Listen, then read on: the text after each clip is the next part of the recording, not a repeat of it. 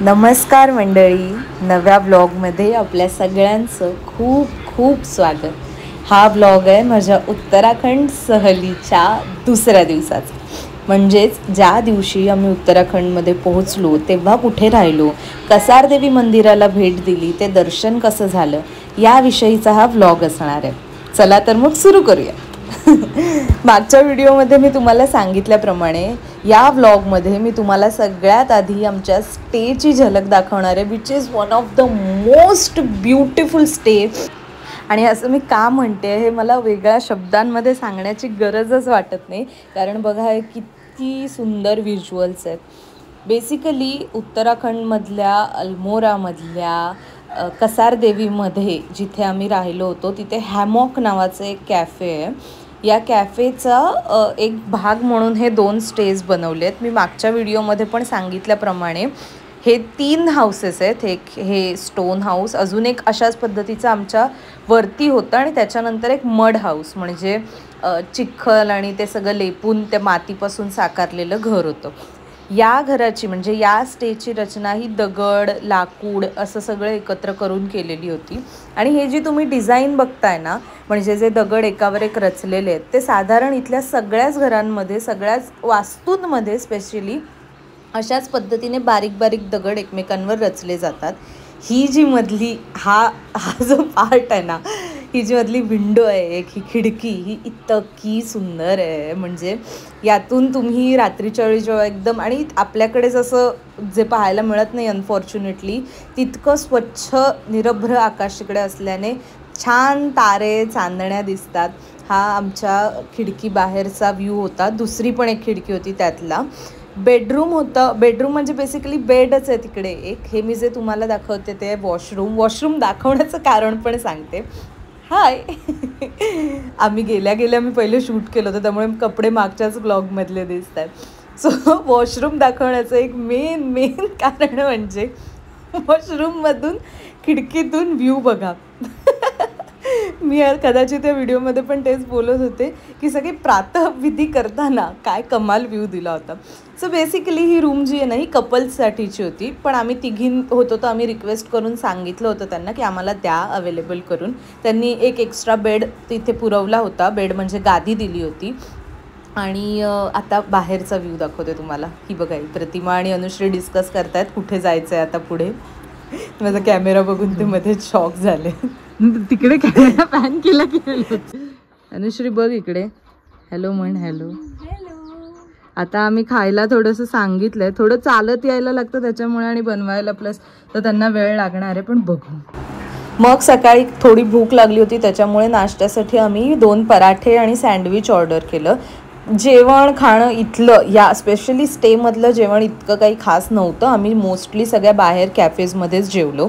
दुपारच्या वेळी नंतर एक झोप काढून झाल्यावर 3 वाजता साधारण जाग आली, ती या पावसाच्या आवाजाने। आम्ही तेव्हाच विचारलं होतं कॅफेमध्ये पण की पाऊस पडलाय का किंवा काही आहे का अंदाज, शक्यता, तेव्हा त्यांनी नाही सांगितलं होतं। पण लकीली काय म्हणतात, इच्छा होती आणि तसं झालं।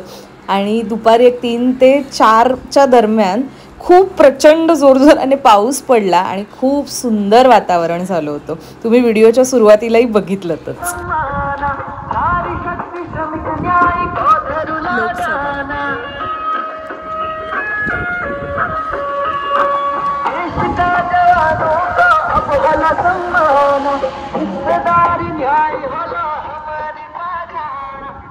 काँग्रेसचा प्रचार चालू आहे।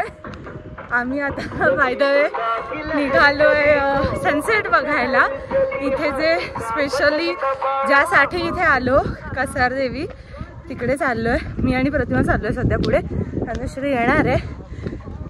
तिथून सनसेट खूप छान दिसतो असं मी काही रील्समध्ये पण बघितलंय, ऐकलं पण आहे। सो बघूया। ॲक्च्युली इतकं वातावरण बदललंय, सकाळी आलो तेव्हा बऱ्यापैकी थंडी होती, म्हणजे अगदी लवकर आलो होतो। आणि मग दुपारी प्रचंड ऊन होतं, अगदी डोंबिवलीसारखं ऊन होतं।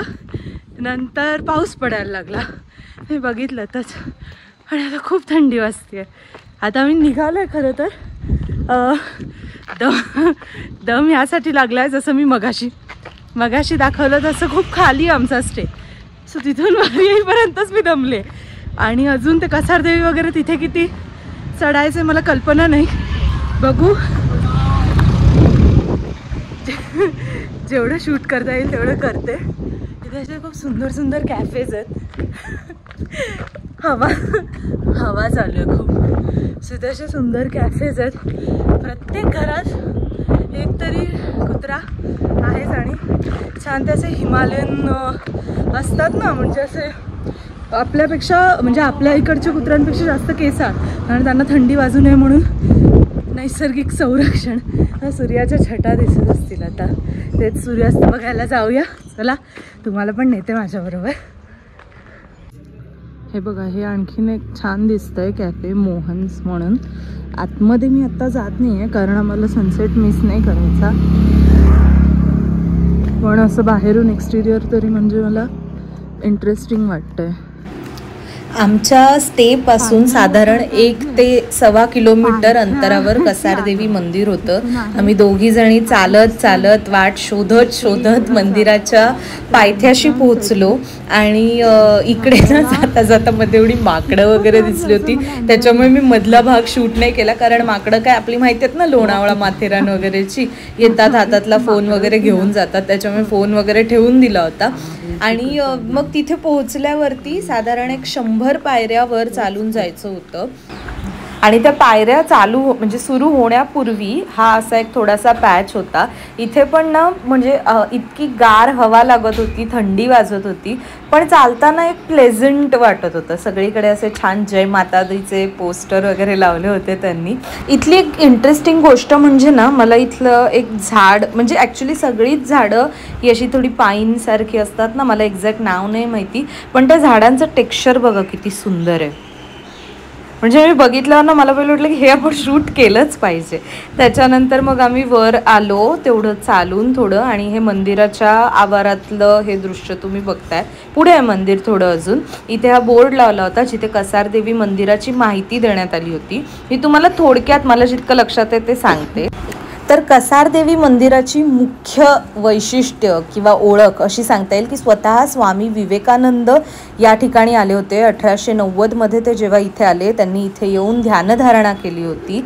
त्यांच्या एका डायरीमध्ये सुद्धा याचा उल्लेख आढळतो. त्याशिवाय एक बौद्ध धर्माचे गुरु वॉल्टर इव्हान्स वेंटिस हे सुद्धा या ठिकाणी आले होते. आणि त्यांनी नंतर the Tibetan book of deeds या पुस्तकाचा अनुवाद केला होता.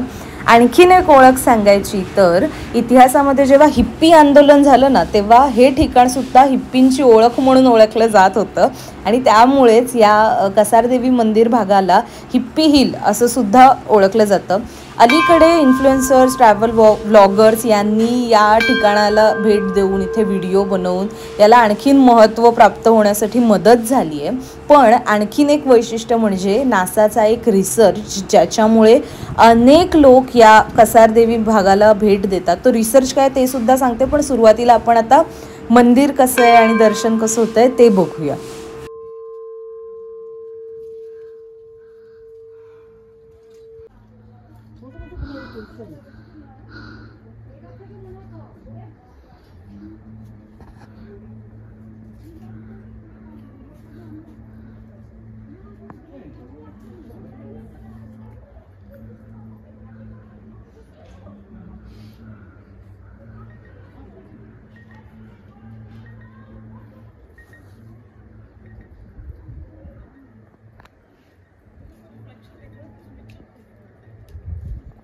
हा मधला जो भाग होता, क्लिप होती, ती मी मुद्दाम व्हॉइस ओव्हर दिला नाही कारण मला तुम्हाला इथली शांतता काय आहे ह्याचा अनुभव द्यायचा होता.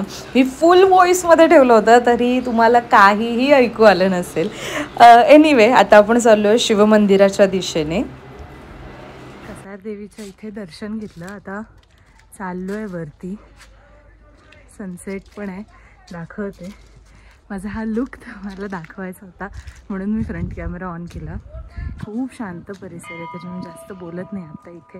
नंतर सगळं व्हॉइस ओव्हरमध्ये मी एक्सप्लेन करीन. ओके, व्हिज्युअल्स बघा.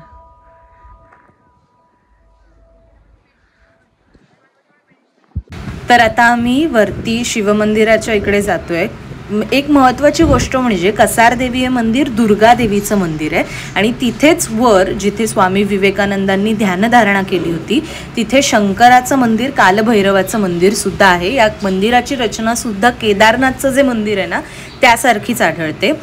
आता मी तुम्हाला हेच ठिकाण स्वामी विवेकानंदांनी सुद्धा ध्यानधारणेसाठी का निवडलं याचं महत्त्व सांगते, जे नंतर समोर आलं. नासाने सुद्धा त्याबाबत एका रिसर्चमध्ये उल्लेख केला. ते म्हणजे आपल्या संपूर्ण पृथ्वी तलावर 3 अशी ठिकाणं आहेत जी व्हॅन ॲलन बेल्टच्या अंतर्गत येतात. म्हणजे त्या ठिकाणी इलेक्ट्रोमॅग्नेटिक फोर्स इतका जास्त असतो की त्याच्यामुळे कॉस्मिक एनर्जी आणि सौर ऊर्जा तिकडे एकवटलेली असते आणि त्याच्यामुळे ही ठिकाणं ध्यानधारणेसाठी किंवा साधनेसाठी सर्वोत्तम ठरतात. संपूर्ण पृथ्वीवर अशी 3 ठिकाणं आहेत. त्यातलं एक म्हणजे पेरूमधलं माचू पिचू, दुसरं म्हणजे इंग्लंडमधलं स्टोनहेंज आणि तिसरं म्हणजे आपल्या भारतातलं एक कसारदेवी मंदिर. कसारदेवी मंदिरातून खाली आल्यावर मग आम्ही निघालो थोडीशी पेट पूजा करायला. मगाशी जो मी तुम्हाला दाखवला तो मोहन्स कॅफे, तिथे भेट द्यायचं असं ठरलं होतं. कॅफेचं इंटेरियर एक्सटेरियर दाखवते. बाय द वे तिथे ना हे चीजचे एवढे प्रकार होते, चेडर चीज, चिली चीज वगैरे वगैरे. आणि नंतर आम्ही म्हटलं एक तुम्हाला कॅफेची टूर देते. बघा काय किती सुंदर आणि एकदम लाकडी आणि दगडी याच्यामध्ये जे बांधकाम केलं आहे, जी रचना केली आहे ती किती छान आणि आकर्षक दिसते, स्पेशली रात्रीच्या वेळी. कारण ते लायटिंग आहे ना त्याच्यामुळे हे जे संपूर्ण झाडं आणि जे सगळं रोपं वगैरे ते उठून दिसत आहेत. आणखीन आम्ही खरं तर इथे फार काही खाल्लं नाही, 2 सूप प्यायलो. आणि येस, आता मी जाते माझ्या टेबलच्या दिशेने. तोवर मला ना इथे मध्ये पुस्तकांचं असं शेल्फ दिसलं, त्याच्यामुळे म्हटलं तुम्हाला तेही दाखवावं. हे वरती ना त्यांनी आपल्याकडे चारा कोंडा जे म्हणतात ते असतं ना, त्याने त्यांनी छत साकारलं होतं. मग आम्ही प्यायलो मशरूम सूप आणि हॉट अँड सार सूप, जे मला आवडलं, प्रतिमाला आवडलं होतं, पण अनुश्रीला ॲव्हरेज वाटलं होतं. मेन एक रेसिपी असते, त्याला म्हणतात भांग की चटणी. तर ती ज्या कुमावनी थालीमध्ये तुम्हाला मिळेल तेव्हा समजा की हां ही ऑथेंटिक असू शकते कुमावनी थाली. कारण भांग की चटणी इज म्हणजे इथली जे आपण भांग म्हणजे काय म्हणायचं, गांजाचे जे सीड्स असतात त्याच्यापासून बनवलेली ही चटणी असते. त्याने नशा होत नाही आणि ती लीगल आहे. तुम्ही मार्केटमध्ये इथे कुठेही भांगचे जे सीड्स असतात ते घेऊ शकता विकत आणि त्याची चटणी बनवू शकता घरी. आणि तुम्ही अशाच गप्पा मारत राहा. मी सूप मस्तपैकी आस्वाद मी पण पिते आता. चला बाय द वे पुसलं जाण्याच्या आधी दाखवते ते मंदिरात आरतीनंतर त्यांनी आम्हाला असा ओम आणि त्रिशूळ असं साईने ते लावलं होतं आणि टिक्का असा. सो येस, आणि मग फायनली आम्ही आलो आमच्या स्टेवरती. तिथे हा डिनर केला. हा तुम्ही बघताय तो रायता, ती त्यांची मिक्स डाळ असते, काली डाळ म्हणतात त्याला. रोटी, सब्जी आणि भात. भात चावल बिवल नाही, भातच म्हणेन, रोटी म्हटलं तरी चालेल.